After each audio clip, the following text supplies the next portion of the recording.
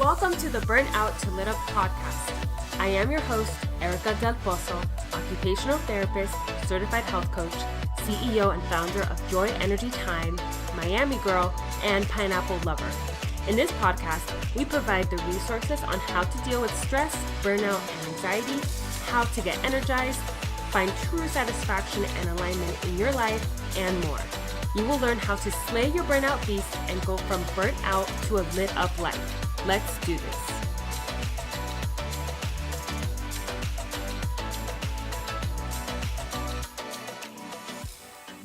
Today, I have a very special guest on the podcast, Jesse Salinas. He is a nursing student based in Texas and has been an ER tech for the past 5 years. He has overcome some pretty big setbacks right off the bat in his nursing career. Listening to him talk about these setbacks and how he overcame them inspired me, and I'm sure it will inspire you as well. Jesse has so much to share about his culture and his life, how he manages stress, how he stays organized, and advice for anyone that is in nursing school or anyone in life that is feeling overwhelmed. There are some very powerful takeaways from this interview that you don't want to miss. So keep listening. Hey, Jesse, welcome. Hi, thank you for having me. So, thank you for taking your time out of your day to be on this show. So can you tell us more about you, where you're from, what are your interests, how you got to where you are today? Okay, so let's see. So originally when I was in high school, I was not thinking I wanted to go into medicine. I thought I wanted to maybe go into law enforcement. I have an uncle who works for the FBI in human trafficking. I thought it was super interesting.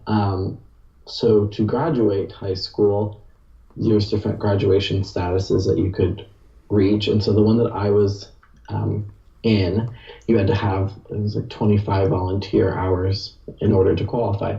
So I needed some volunteer hours. So I reached out to a friend who is a lab tech at the hospital that I work at. And she's like, I think they would love to have you as a volunteer. What would you be interested in? And I had absolutely no idea what I was going to do. So she said, well, why don't we try the ER that you'll get the most amount of patients. And if you don't like it, we can move you to wherever you want. And so I filled out the paperwork. Everything went through, did my BLS, and I started volunteering in the ER. I was super nervous. I wasn't even 18 yet. Oh my gosh. I was so nervous, but everyone was so willing to teach. Everyone was so willing to share their knowledge and explain things. And I saw so much, and I saw just the amount of impact people can have on someone's life in a minute. Just some unplanned interaction that takes place, and these people are there for you when your world is falling apart, a car accident or your baby drowned or anything, just random accident, and we're there for you. We're there to help. We're there to save a life. We're there to get you through the process. And I got so interested in it. I changed my career plan, graduated. I went off to school in Nacogdoches, Texas at Stephen F. Austin State University, and did prereqs, did everything, applied to nursing school, was accepted, and I would say a couple months before we were going to start, they emailed me, and it was crazy. This was like one of the craziest times of my life, that there had been a mistake and that I had been accepted into nursing school by mistake. And this is, I would say, 2 months after we found out. And the way their nursing school is set up is you travel as a cohort. Your whole cohort travels together. So you're not really ever separate. So in pathophysiology, that was the last class you took prior to starting your actual nursing career. So, we had made all these friends. Everyone's like, oh, we got in together. Like, let's do basically everything together because we're going to be inseparable for 2 years. and then you find out that you're not actually going to be joining them. So it was terrible. I fought it as much as I could. I remember the first day I was thinking about it, actually, because I was like, should I talk about it? Should I not? Is it something I haven't really ever talked about it with anyone? But I decided, like, right before that, you just need to talk about it. It may help you. You may think of things that you've never really thought of. And so I remember getting the email, and I was actually at a grad student event because I worked in a microbiology lab that year with grad students. And I remember I just like, I've got to go. Like, something's happened. I've got to go home. So I got to my apartment, and I was like, okay, what did I read the email right? Did I read it wrong? Like, did I misunderstand? And I didn't. So I fought it. I tried. In the end, it was not really something you could fight. Because if you go all the way to the bottom of the acceptance letter you get into school, it's like a credit card or something. Like, we accept, or by signing, you agree that we reserve the right to do whatever we need to do at any time. Like that little fine print that you see, or the little like really fast talking you see on a commercial. It was just like that. And it was devastating. I had never been at such a low point in my life, just being, you're crushed, and if you ask any of my friends, they'll tell you I am a planner, I am a list maker, I have the idea of what I want my life to be like, what I expect things to happen like, and what I expect to take place. And when things don't go the way I planned, I get frustrated. Yeah. And this was just such a huge upset that I was like, okay, what am I going to do from here? My parents were super supportive. They came up to the campus. They stayed with me for a couple of days. And they're like, what do you want to do? Do you want to continue here? Do you feel like you can't? Do you want to come home? Come back to Houston? There's plenty of nursing schools in Houston. So I decided, it's time for me to go home. I've been here 3 years now. I was so embarrassed, and just not, when I look back at it, I was like, why was I embarrassed? I did nothing wrong. The mistake wasn't on my part. I took the information that I was given and ran with it. In fact, I still, to this day, I have it on my Instagram. Like, I scroll down and I see like the picture of the acceptance letter and everything. And I remember being so excited and going out with all my friends. But I was so embarrassed and just so crushed that I decided I needed to come back home. So I came back to Houston, and I immediately started applying to nursing schools. I was like, I'm not stopping. I can't let this stop me. I don't want, because I knew that if I waited, if I was like, oh, I'll take a break, life happens, stuff happens, and you never finish it. And I didn't want that to be the case. I had worked so hard. So I started working more in the ER here in Houston, and I got into nursing school. I got into Chamberlain. And so it wasn't my first choice, but I had been waitlisted at my first choice school. And I I made the decision that, you know what, nursing school is nursing school. You get, at the end of the day, you get the same degree, you get the same piece of paper, you get the same license. You will learn what you learn in every nursing school, and then you'll get into the real world and figure out, well, wow, I thought I learned so much, and now I'm starting over again. I'm learning the real world application to everything I learned from these books and in lecture and stuff. So I started school. So that brings me till now. Now I'm in maternal child. I have been this is week 5 of 8. So our semesters are 8 weeks long. So that has been a big adjustment for me, just getting used to a quick turnaround. But I'm enjoying it. I was very hesitant when I started maternal. It's like, oh, I don't know, how are they going to take a male nursing student in labor and delivery? Like, are the patients going to be really hesitant? I may not learn. And I was a little frustrated about that, and just concerned that, like, I have to go to this clinical, I have to participate, I have to get good reviews, because that will affect my end of the course review by my instructor.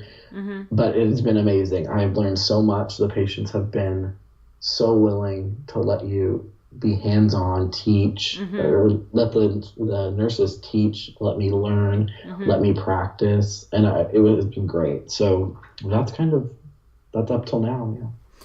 Wow. I want to just applaud you for your courage and your bravery to keep moving forward. I know that would bring anyone down. So how do you feel like that experience shaped you, like how you are now? Like, has it made you stronger? Like, what have you learned from it?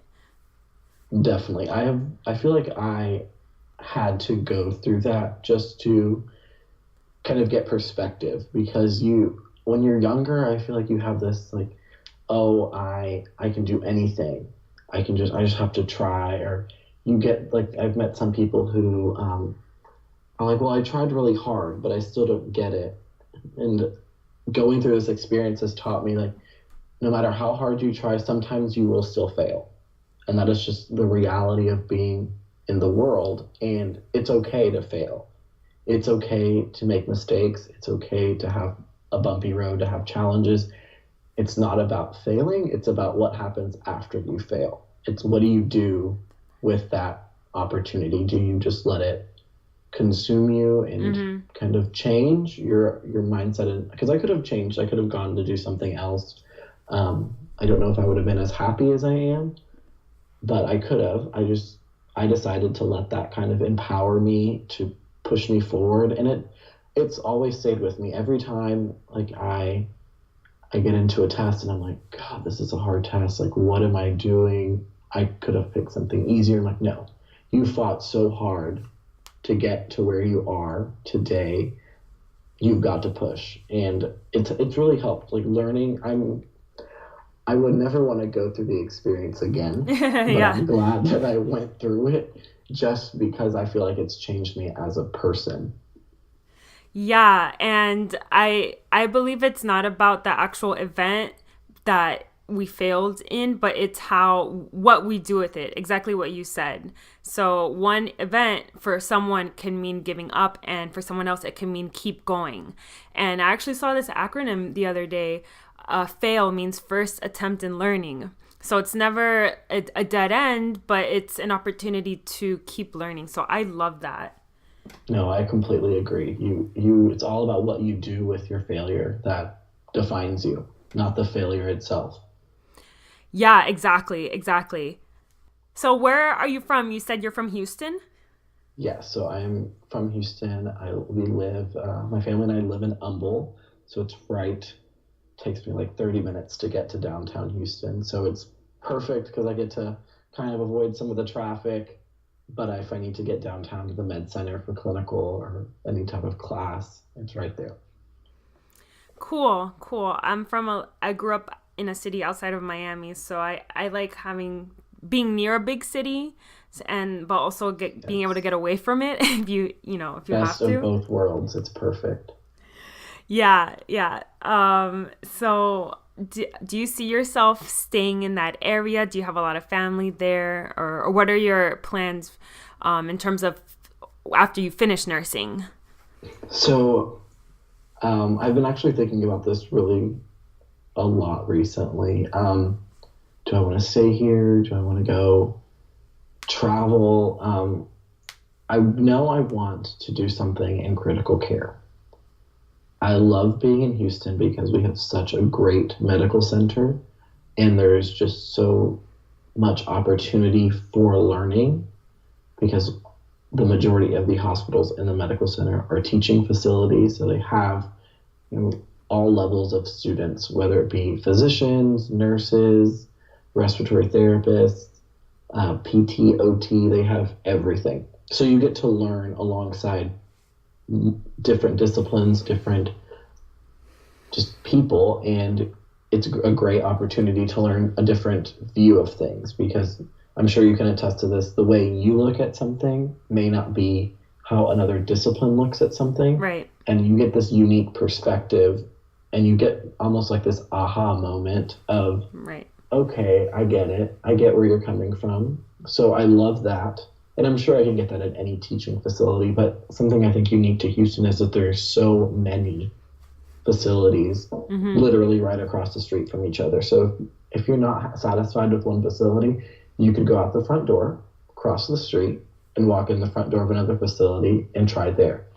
And that's just amazing to me. I haven't decided what I wanted to do. I know I want to stay in critical care. I've always been in the ER. I love the ER. I love the people, the personalities, the in and out that the patients are. You see them, you basically treat them for the next 10 minutes, stabilize them, get them where they need to be. Do they need to be in ICU? They be discharged? Are they going to the cath lab? What's going on? But recently I've been toying with the idea of working in the ICU.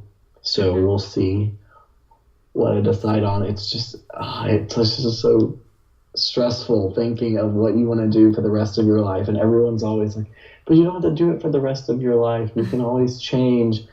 But I don't want to change. I just want to kind of like have my answer and go with it. So we'll see what happens. Yeah, and that's so cool that it seems like you really thrive off of that fast-paced environment, like that in and out, kind of like unpredictable, like you don't know what's coming type of thing. I'm like the complete opposite. I like outpatient. I like very stable. Like I work in pediatrics, so my patients are the same every single week. Oh, but with pediatric, like that is how if I took care of pediatric patients, that's how I would want it. Because I worked in a pediatric ER for a year, and wow, that was an interesting time. Just because they're great. The patients are great. You make them smile. They make you want to cry when they cry. Mm-hmm. But then something I learned in the ER, I observed was they're fine, they're stable until they're not, and then they're super sick. But they rebound so fast. It's crazy to see that in kids, how they can be so sick 1 minute and they start improving the next. So that's mind-boggling to me. But with peds, I would definitely want nice and stable, happy kids because they make me nervous just looking at them. Yeah. Every population definitely has ups and downs, and I know that where you want to be in the ER and critical care, there's definitely a lot of ups and downs there. But for you, it seems very rewarding and the type of environment you like to be in. So what are some challenges that you face as a student that you think other students in nursing are facing as well?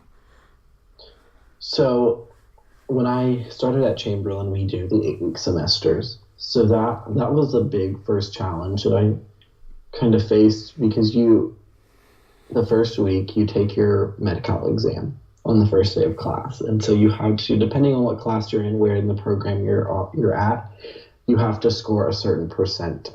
I think the first time it's like 80%. And now that we're seniors in the program, I think we're allowed to miss one. So it's like a 20-question test, and you have to pass it in order to be able to go to clinical and give meds. And after you do that, you go directly into the syllabus. So that's one day. And usually, if your professor is fast enough, they can get through the syllabus, answer any questions, and start lecturing on your first chapter. So you move through so fast. Week 3 or week 4, you're taking your first exam. Week 6 or 7, you're taking your second. And week 8, you're taking your final. So you move so fast. So I had to really adjust to moving that quickly, to where when I was at SFA, you had the long semester, had your fall and your spring semester. So you could kind of sit back and kind of chill for a minute and then catch back up. But now in this nursing school, there's no sit back and relax, because as soon as you sit back and relax, you're behind. If you're not going ahead of where you are, you're behind. So that was my first big challenge. And the way I attacked that was I actually have this little to-do list that I'm a big old nerd. I have my to-do list. And my classmates, they're like, oh, we need to look at Jesse's to-do list because he knows. I'm like, yeah, I know every week I have it filled out with everything that needs to be done that week. And I go through checking everything off. And that's how I stay organized. I make sure everything gets done. On Friday evening after I have Friday clinical. So Friday evening when I get home, I'll look back and I'm like, okay, what have I not done? Because it's almost the end of the week. Most things are due Saturday or Sunday, but there's some assignments that are actually due on Friday. So those are the hot priority items. If there's an exam, I highlight it so I make sure that I know that it's coming that week. I'm in an online class as well, so that was interesting to adjust to. It's a different environment. I'm in class with people from Florida, one I think is from like Minnesota, another one is from Arizona, and we have to do group projects. So that's something I've had to adjust to, is a different type of communicating only through email or only through text message. But I'm big fan of the to-do list. It's really never done me wrong. Last week, I actually forgot to put a practice exam that we had to take on my to-do list, and it did not get done. And my professor was super shocked when she saw that. She's like, you didn't do your practice exam. I was like, I know, I completely forgot. I was literally sitting in the library, and I heard someone say practice exam, and I was like, wait, I think I was supposed to do one of those. And I freaked out. So I'm like, okay, you got to be more thorough with a to-do list. So I make sure I like tear that syllabus apart and I put it in the list. It helps. Other people do different things. Some people like to do it like on their phone. I love that. I used to do that, but then I started getting distracted with Facebook, Instagram. So now I'm back to the old-fashioned pen and paper. So that's probably been the biggest challenge, is just staying organized. And once you are organized, it's so much easier to maintain. It's a challenge in the beginning, getting everything kind of put together, getting your system, kind of figuring out what you like, what works for you, what doesn't work for you. But once you figure it out, I've stayed consistent. I've done the to-do list. I have my binder is super organized. Everything is where it needs to be. Yeah. But I think that's just been the hardest thing, was just realizing that you had to be organized, getting organized, and then just maintaining it. Yes, I'm a to-do list person as well. I have my planner and I have to write it, because with the phone, I feel like it gets lost. Like it's not real. Like if I write it in there, I don't know, it just, and I get distracted. So I have to write it down. I know I also teach at the occupational therapy department at the school I graduated from. So the professor I work alongside with, if you go to her office, it's like a blizzard of Post-it notes. Like she's like a Post-it note person. And like I can't do that, because I do that, but not a lot. But that's how she organizes herself, even though it looks like a hot mess.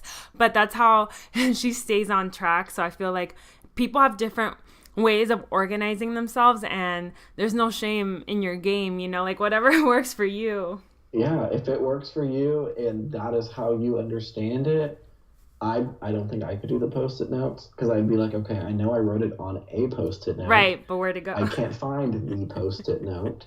Yeah. So my world is ending. But I agree with the phone thing. I feel like I type things. I have like all these notes on my iPhone. And I feel like I type them and they're somewhere, like they're in the cloud. Yeah. And I remember, it's so funny. It makes me think of when I explained the cloud to my mother. She was like, I don't understand. It's wanting me to do something with the cloud. I'm like, yeah, I know.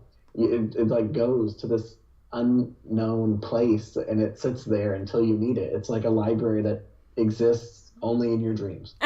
And she's not a fan of the cloud. I am not a fan of the cloud, because you have to like remember to access things. Like I used to take notes on my MacBook, and I love taking notes on my MacBook because I can access it on my phone wherever you want. But then like you get on the phone and you're like, well, let me just check Instagram one time. And then you see something and you have to send it to your friend, and then you have a whole conversation, and there goes an hour of your life you're never going to get back. So I've gone back to the old-fashioned pen and paper. It got us through hundreds of years. It's going to get me through nursing school. So that's where I'm at. Yeah, I agree. What are some of your favorite things that you do, like your morning routine or your night routine that really get you organized and centered for the day, or like, ready to sleep? Like, what are some of your favorite things? So I do things a little bit backwards. I like to go to the gym at night. Ah, I don't know if it's because there's just less people or I just like to go to the gym at night. And I know that they tell you shouldn't exercise. I remember we talked about this in class. You shouldn't exercise before you're going to sleep because it keeps you up. But I go to the gym around, I'd say, in between 8 and 10 is when right. I'll leave to the gym, depending on what day of the week it is. If it's Friday, I'll go later, which is nice because it's a dead zone Yeah. and no one's there. You don't have to wait for a machine. You can just hop on whatever you want. You don't have to worry about looking silly, because that's my biggest concern is getting on a machine and like not. It's actually happened to me before. I got on this machine and I was like, okay, I know I'm doing it right, and I'm trying to read the little like instructional guide. Yeah. So after that, I was like, I've got to go at night when there's not like three people behind me huffing and puffing waiting to use the machine. So I go to the gym at night. I'll get home. While I'm at the gym, I do cardio. I enjoy cardio. The reason I enjoy it is just because when I was actually at SFA, I had my Fitbit and I would track it. And when I started tracking my heart rate, it started just to make me interested in like resting heart rate. So my resting heart rate at the beginning was about like 75. And so while that's not like terribly high, it's not that great. So now I've got it down to around like 56, 57. Wow. It's just so much better, like it is a great determinant of health, of cardiac health. And so I've stuck with cardio. I do weights as well every now and again. I don't like to do weights by myself. I don't like it. At the gym that I go to Lifetime, and so there's just a huge area of weights, and there's some really big people doing weights, and I hear like moaning and groaning and grunting, and I'm like, I don't think I'm quite ready for that. I'm gonna go back to my stair stepper and do that, and that works for me. So I found what works for me. I do my cardio. I go and actually sit in the sauna. There's two. There's the wet and the dry sauna. I try to sit in the wet sauna for about 10 minutes and the dry sauna 10 minutes. The wet sauna it's so relaxing. It has like eucalyptus mint essential oils infused into the water, and it is just so amazing. It like relaxes you. It's kind of hard to breathe because it's just so humid, but it's so relaxing. I'll shower at the gym. I'll come home, get into my pajamas, and I lay down, and I usually go to bed within an hour of getting home from the gym, unless there's something I've forgotten to do, or I get an email of something that needs to be, turned in the next day. But then I'll wake up. I wake up around, I'll say this, my alarm goes off at 5:50. I get up out of bed at around 6. I shower, get ready, get my hair brushed, teeth brushed, everything. I listen to the news. I have my Amazon Alexa, so I listen to my flash briefing, trying to see what's going on in our chaotic world, and kind of get ready quick, get out the door. I take water with me everywhere. There's always water at my bedside table. There's always water within arm's reach. So I have my water bottle that I take to school with me. I get that. I'm not a big breakfast eater, so there's not like a go-to snack that I'll take with me. I'm just not big on breakfast, but I drink a lot of water. I'm always drinking water everywhere I go. So I take my water bottle to school. I like to get to school really early. I don't have class until 9, but I'm there by like 7:15, just because I like to okay, what are we doing today in class? Let me see if there's anything I need to cover before. Are there any burning questions? Do I need to look at something before? Did I forget something last night? So I like to get to school early.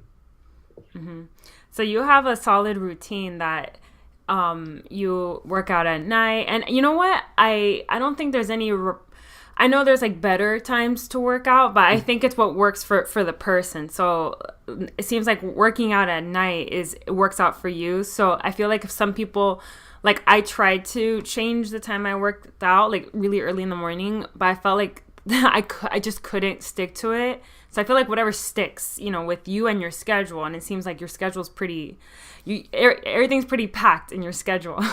Yeah, it's hard. Like I'm a pretty regimented person, and so I tried. Like this morning, I woke up early. I was off today, so I got up early and actually went to the gym at 8. And I was there I got home at about 10. And as soon as I got home, it's like I hit a wall.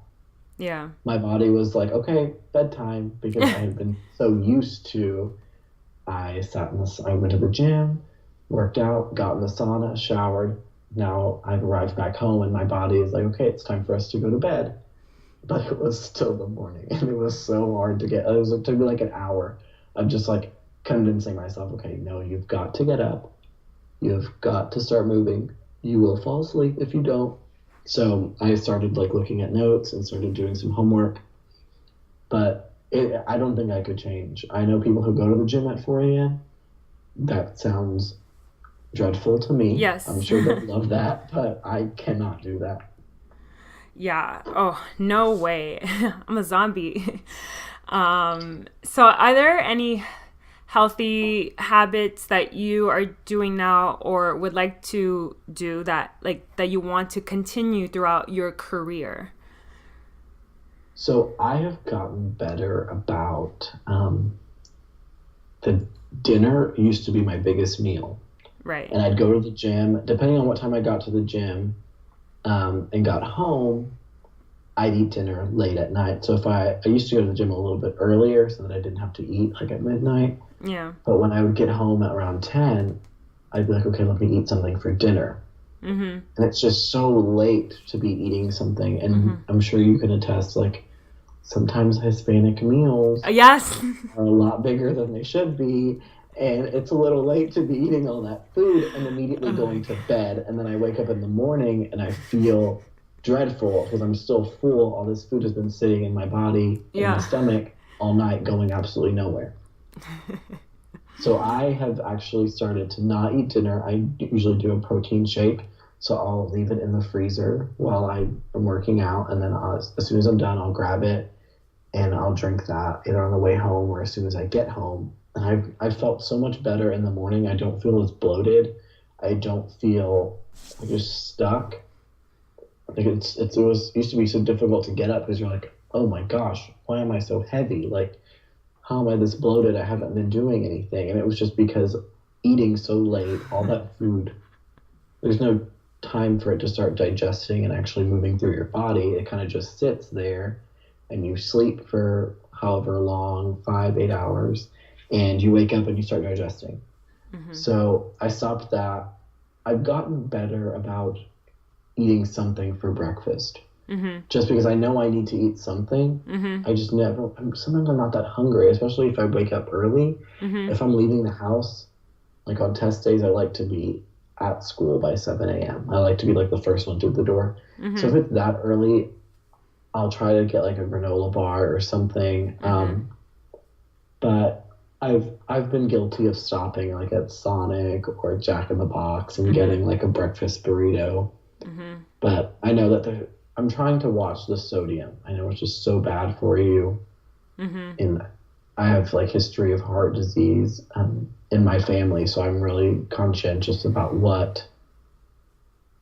how much sodium I'm eating. I try to like drink a lot of water throughout the day, stay hydrated, keep the kidneys working, like just overall wellness. Because it's just like with your last podcast, she was talking about nutrition, and I loved when she said everything in moderation, because it's so true. Okay, so I have friends who will do specific diets. I have a friend right now who is doing a diet, absolutely no carbs. And I can't do that. Like, I don't know how you do like a no carb, or like you were saying, your boyfriend no, or your husband no sugar. Like that is Yeah. so hard. Like it's just, it would be impossible for me to stay committed to something like that. So I like to do everything in moderation. You know, like, do I need to eat 12 Oreos? Probably not. But how about I eat 3 or 4? I'm happy with that. Right. And maybe tomorrow I'll have another 3 or 4. And I'll feel better about that than eating, because I have definitely been guilty of eating the whole row of Oreos. So, or the whole column. So I have to stay away from stuff like that. But, you know, our body needs to be fed. I don't want to starve myself, especially going to the gym. I actually do go to the gym almost every day. And I know you're talking about that in your podcast, about going to the gym and just like killing your body. And so that's why there's some days where I'm like, you know, I'm not going to get on the stair stepper and climb 80 floors today. I just can't. But I will get at least on the treadmill and walk, do my 5 miles, and then I'll go sit in the sauna. Because your body is, it's your temple, it's your home. You need to take care of it just like you would take care of your car or take care of your house.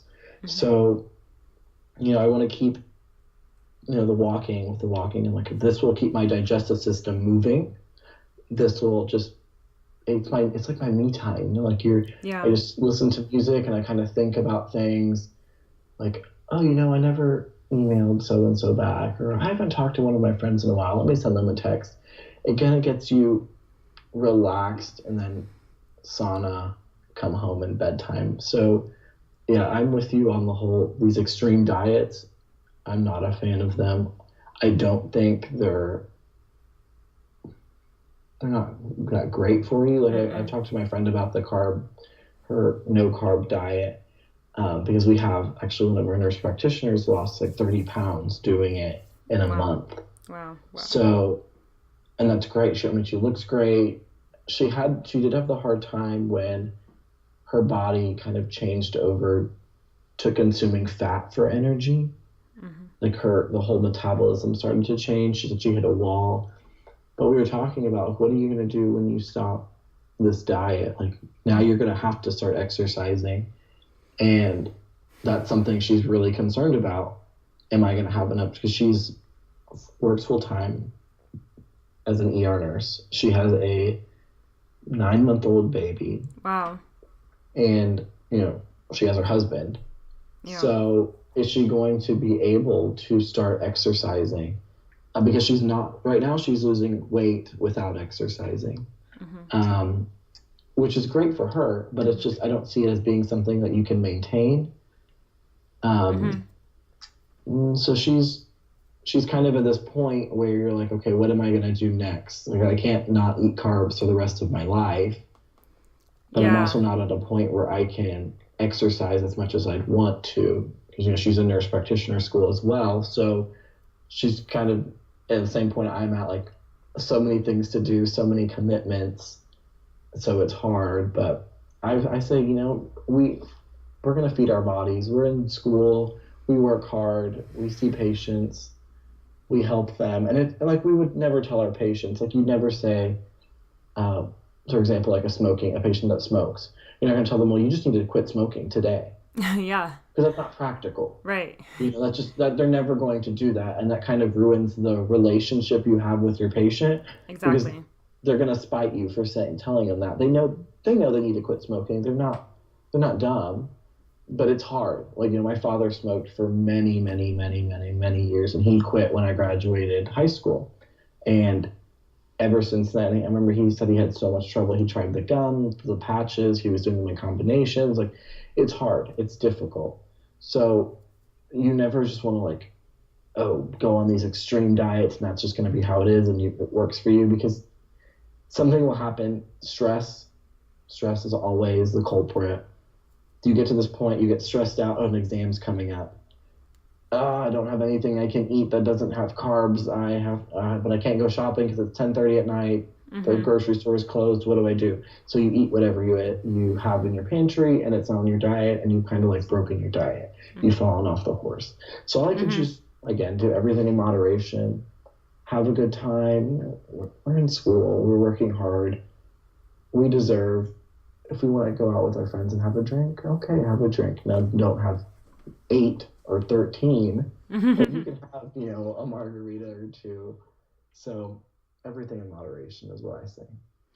Yeah, yeah. Like that was amazing. I totally agree. And I believe, we should learn how to eat for our health. And, for example, cutting all carbs out, that's only short term because your body needs carbs, and there's carbs in fruits and vegetables. So you can't completely cut them out.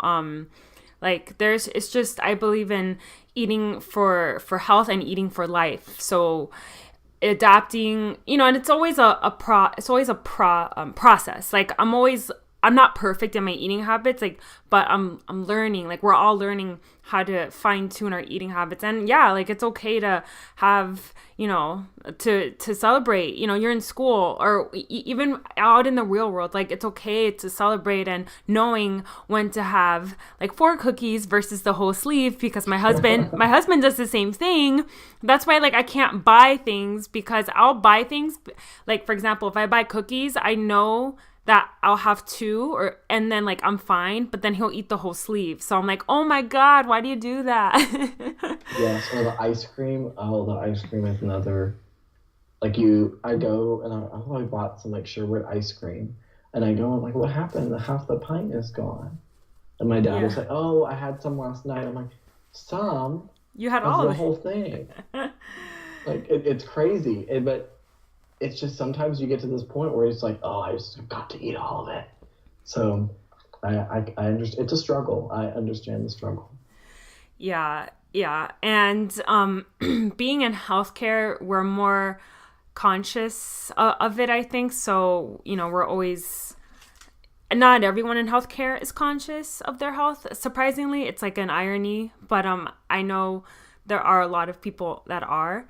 And yeah, like being Hispanic is, in growing up in a Hispanic household, it's like we eat like our biggest meals at night, and then we eat them late. Like I grew up eating late. So when I started like meeting non-Hispanic friends and they would have dinner at 5 o'clock, I'm like, what? Like, what is going on? Like it's 5, like I'm not even hungry. Dinner's not even on my mind. I'm having a snack at 5 o'clock. Exactly. But like having dinner at like 8 or 9 is normal. And I felt like weird when I started like meeting other people and they're having dinner at 5, but it's just like a cultural thing. It is, and it's so crazy to think that maybe that is why, like, you think of Hispanics and diabetes, cardiac issues, and that may have something to do, there may be a study out there that talks about Hispanic eating habits, cultural eating habits, and its effects on health and just chronic illness, because we eat so late, like, and my grandparents, they still do it, and I'm like, you can't do it, you can't eat that late and expect your body to be able to work like it needs to process your food, to digest your food when you're sleeping. Because this is its time to rest, recover, repair, not to be putting in all this work to digest, whatever you ate. Because oh my God, I love going to my grandma's house because they make, tell me about our grandparents. They make great food. I'm sure you can attest to that. Yeah. And you go over and it's like, you're bad if you don't eat. Yeah, you're reprimanded. Like you have to eat. You can't say no because then it's rude. It's disrespectful, and they give you this look. And so I found myself like going, like I'm going to go to my grandma's house today. Okay, well, I'm not going to eat breakfast because I know that my lunch will be big. So kind of compensating things like that. But it's interesting to see how culture has it really affects everything in your health, your eating, your socialization, your compensatory mechanisms, like dealing with stress, coping, things like that. It's interesting to see how one's culture, how someone's raised, where they come from, can really just affect your whole life. Yeah. Yeah. And there's so many different Hispanic cultures. I don't want to generalize, but I mean, just for the sake of this question, I feel like this is a good discussion, especially in healthcare. Like, how can we, as healthcare professionals, especially that we are Hispanic, so we can understand and appreciate it a little bit more, but how can we help like create healthier changes in Hispanic cultures besides, besides like eating earlier, or, like what are some of your experiences and opinions from your family? So, this is actually was a discussion question in one of my classes one time. It was talking about client education and keeping it culturally sensitive. Yes. And how there was a research study and it showed how specifically the research study had to do with Hispanic clientele or patients, and how changing their eating habits, like the previous, how education was being done. Oh, well, you need to eat this, here's your my plate. This is what needs to be on your plate. Perfect. This is great. But that doesn't work because that's American food. Right. That my plate, like the my plate that you and I grew up with, or you and I think about, or learned in class, see in real life now, is different than what Hispanic patients eat. So now there are actually my plates for different cultures that kind of change. The my plate, the outline is the same. Right. You still have the 4 quadrants, but the foods that it tells you to put in each quadrant are tailored to that culture. And so I think that's a great idea. You're going to see a lot better compliance. People are going to be able to understand. I think as healthcare providers, one of our biggest downfalls, and something I've seen in the ERs, because we get used to this like hustle and bustle, this in and out, and just constant movement of patients. Something we always hear is we got to move them through the process. We got to get them triaged. We got to get their vital signs. We move them through the process. And I think that part of that's a failure on our side as healthcare providers, and then just on patient side, expectations. Sometimes the expectations aren't realistic.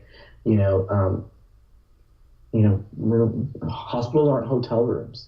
As much as we'd love for them to be, concierge service, it's just not practical, because at a hotel, when you go to a hotel, you're usually healthy, and when you're at a hospital, you're not. But back to the question, I think we should tailor things to the patients. This is a Hispanic patient. Let me get things on their level, because I'm educating them. They're not educating me. I need to educate them in a way that they'll understand, in a way that speaks to them and will resonate with their life. Like my mother's father has diabetes, so he takes his insulin, but he also, and this is something I've just always been interested in, my grandmother, I think she boils cactus. Wow, what? And he drinks the water, the tea. Wow. That she makes with it. It has like mint and stuff like that in it. And he drinks this when he feels like he'll take his blood sugar and it'll be elevated.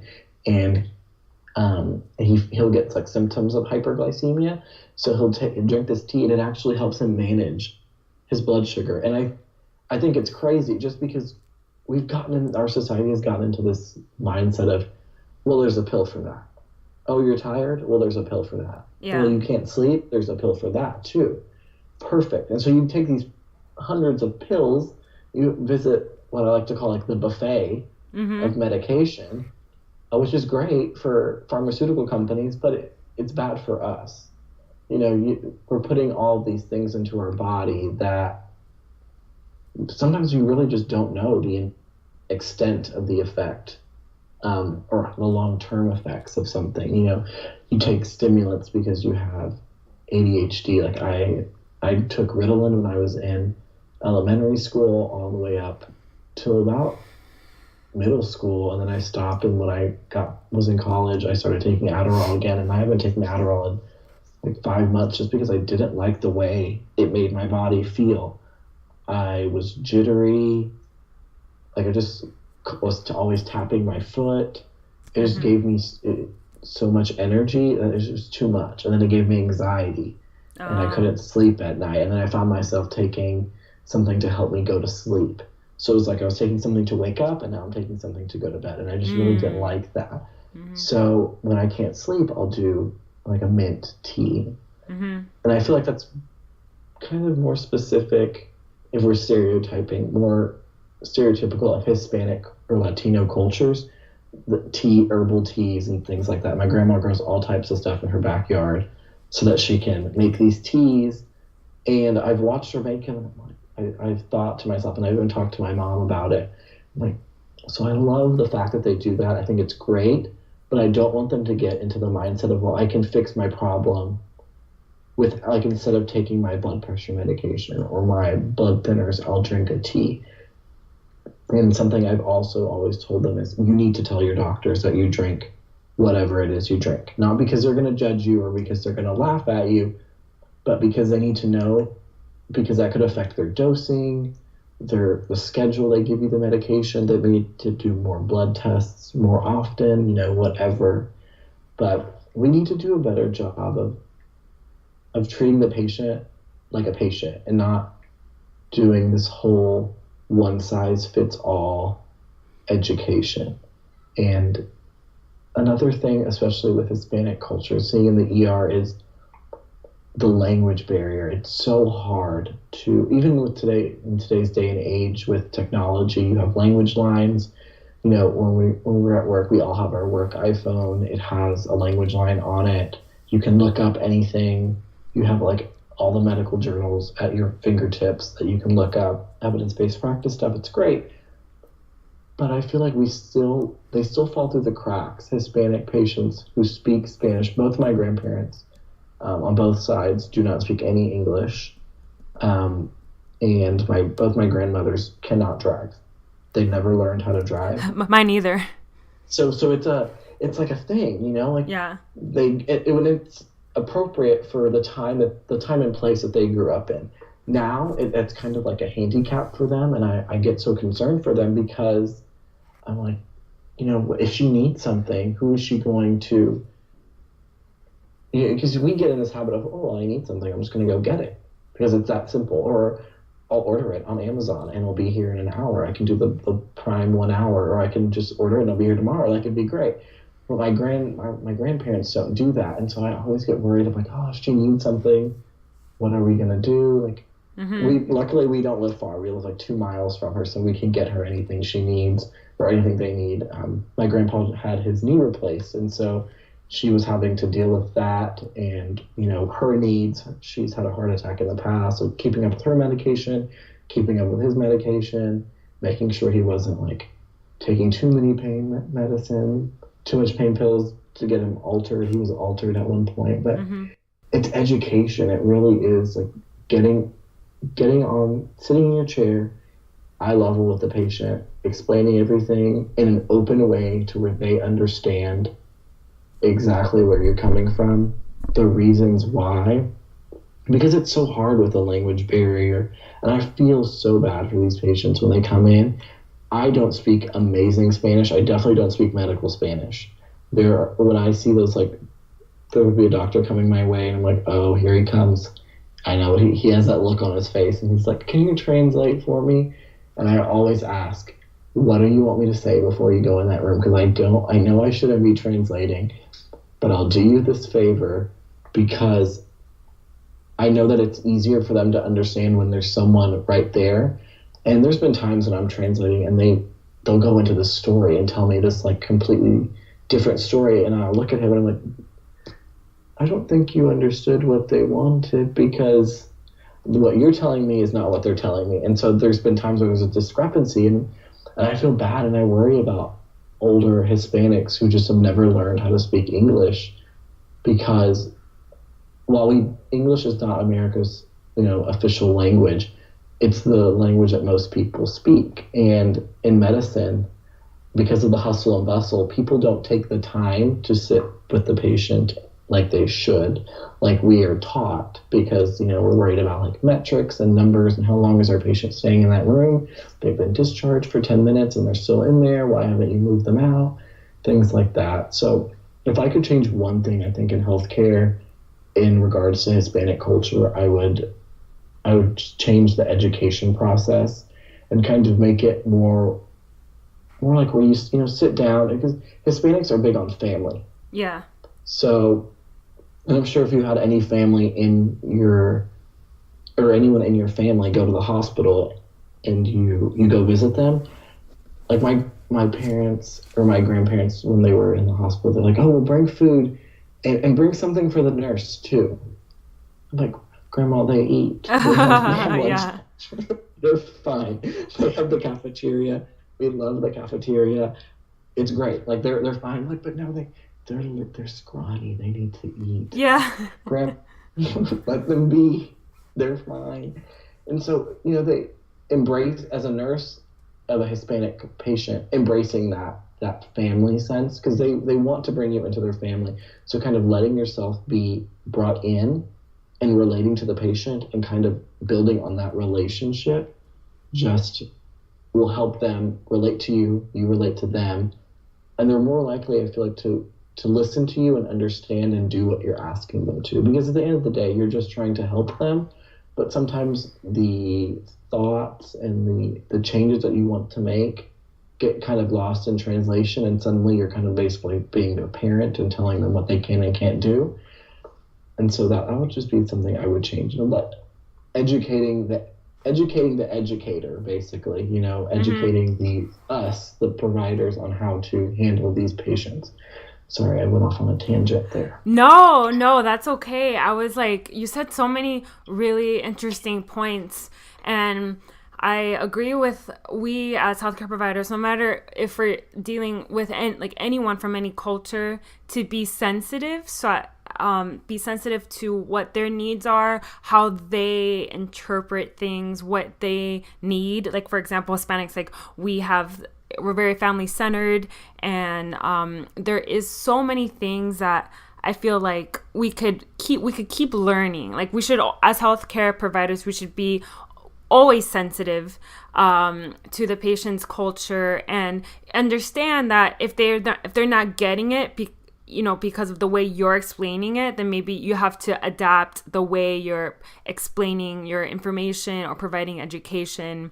And something we preach a lot in occupational therapy is client-centered practice, which is basically putting the client's goals and needs first, and then kind of working around that. And I think that model is it's very different from the medical model. So it's kind of like we're going through more of a holistic phase, a holistic era now. So I feel like the client-centered is definitely coming forth, and I've seen a lot of changes. There still needs to be a lot of changes, but we say client because even in occupational therapy, we don't like the term patient. Like, we were never taught to say patient in school. Even though I say patient, it's just because it means that the person is sick, quote unquote, they're sick. So we just have different wording around everything, and it's just helping the client or empowering the client or the patient. So if we're providing education, it's important to know that they have to understand that education. And in Hispanic cultures, also if there's a barrier with languages, we need to be able to make sure that the patient or client can actually understand what it is that you're telling them. So it's a whole issue if you're providing something and they can't understand it, and then they go home and then they're lost. So it's up to us to make sure that they're getting the information effectively, and that we're giving them information that it's meaningful to them, that they can apply at home. They're just not going to throw away. So it's a big duty for us to always be client-centered and put their needs first and find new ways of explaining things. So I have one more question. If you were to tell a nursing student that's overwhelmed some advice, what advice would you give them? Let's see. I would tell them that they are not alone, that we're all in the same boat. We're all overwhelmed. This is nothing new, right? We're learning a new it's a new way of thinking, it's a new process, it's new material all the time. But we're all overwhelmed. We're all overwhelmed together. So one thing that has really got me through nursing school is friendship, companionship.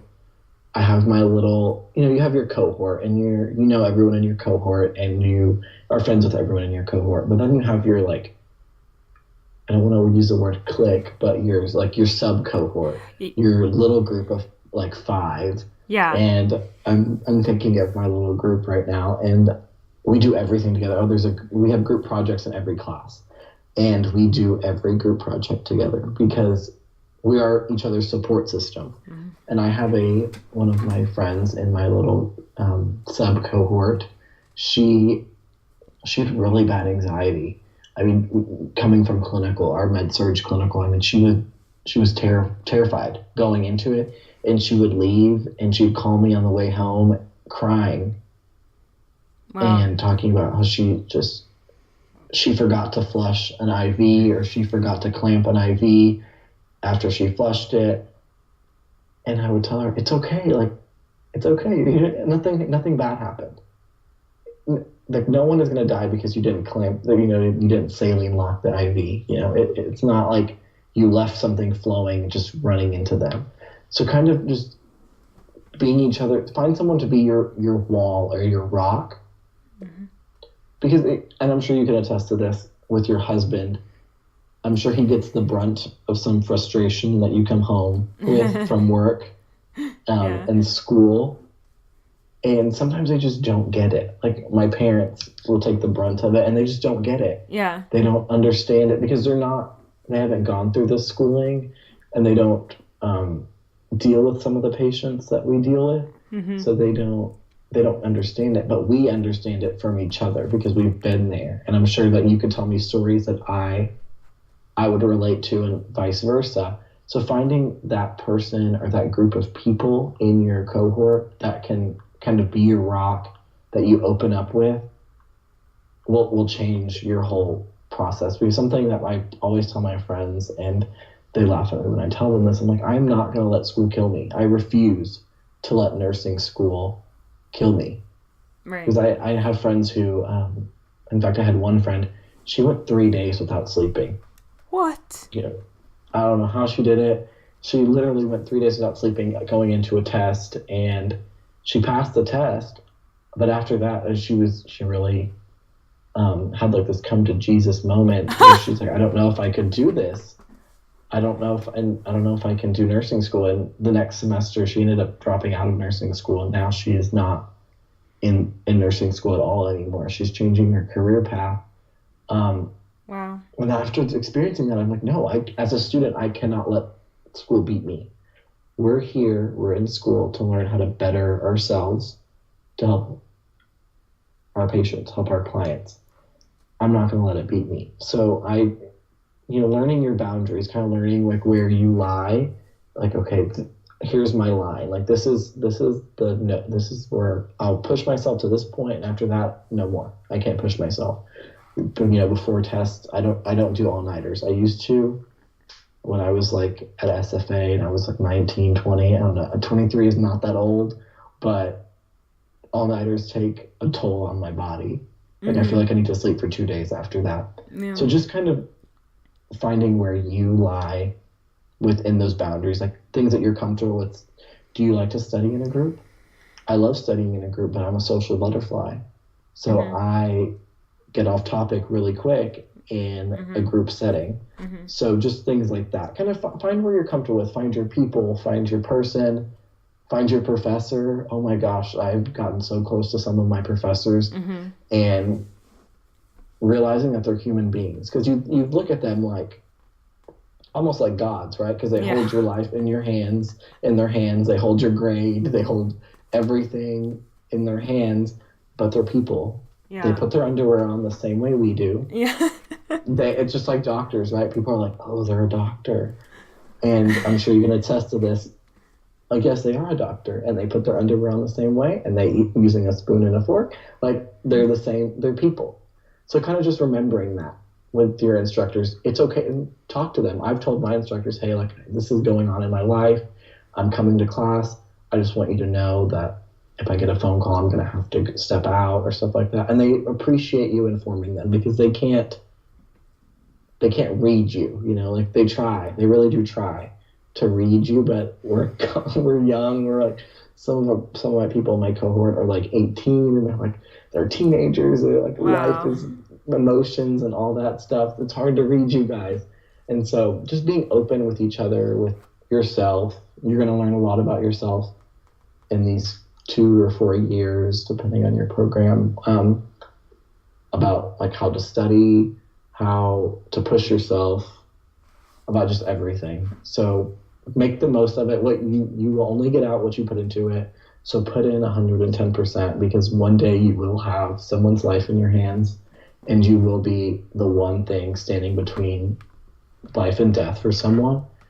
And you want to make sure that you've prepared enough or appropriately, and you've done all you could or all you can to save that person's life. So just think about it like that, not to scare anyone or not to pressure anyone, but just to kind of ignite the fire if it hasn't already been ignited within you. Find what ignites it for you and take it and run with it, because you're in control of your own destiny, your own practice. So be an advocate for yourself, kind of take your education into your own hands. Yeah, I like what you said. You said something along the lines of, don't let school own you, like you own it. So same with work, same with life, like same with anything, like you're in control, and the second that you lose that control, then it takes over you and you become just like a victim to that. So one last thing, I don't know if this is the same for non-Cubans, but the best medicine that can cure anything is vapor rub, right? Yes. I thought of that. Oh my God. I have that on my bedside table. Me too. You can put it on your feet, and you can have whatever it is. Like, it does not matter. A pimple, like anything, congestion, it kills, like, who knows what's in it? I've never actually read the ingredients. But it's amazing. But it works like in socks. Oh my gosh. I don't know how cold it got in Florida this winter, but if I was walking around the house with no socks on, my mother would yell at me, "Ponte las calcetines," and I'm like, I don't like wearing socks. I think it's weird to like just walk around in socks. It's just I don't like my feet to get hot. But my mom would yell at me. So, and then at night she'd be like, "Do you need some vapor rub?" I'm fine, Mother. It's not like, it's crazy. Like my grandmother's the same way with the vapor rub. She puts it on her feet, on her chest. Cures everything. But they, in their mind, in our family's mind, it does. And I will attest to having it. Like, I think we have like 3 tubes or 3 containers of it right now. So it's like other families keep like Band-Aids and like Neosporin and aspirin in the medicine cabinet. We keep vapor rub. Yeah. I knew you would relate. Well, thank you so much. This was such a great topic. I mean, a great interview. We had so many topics, and like it was. I know some people will take a lot from it. So where can people find you? So I'm on Facebook, Jesse Salinas. I'm also on Instagram. I'm trying to step up my Instagram game. I'm sure you know about that. So my Instagram is Jesse Cam, so JESSECAM _94. And then you can follow my clinical experience, my labor and delivery. I'm in L&D right now, and I'll be going to pediatrics next. So follow me along on my nursing career, my nursing journey. Healthcare is a journey. It is. Thank you. Thank you so much for having me. I hope I was able to answer your questions effectively. Thanks for listening. If you want more, be sure to subscribe to this podcast. Also, share this episode with your friends, and I would be so grateful. If you feel inspired, leave a review on iTunes with an honest comment and or what you'd like to hear more of, so you can help me out on my journey in delivering meaningful content. Thanks, mis amores.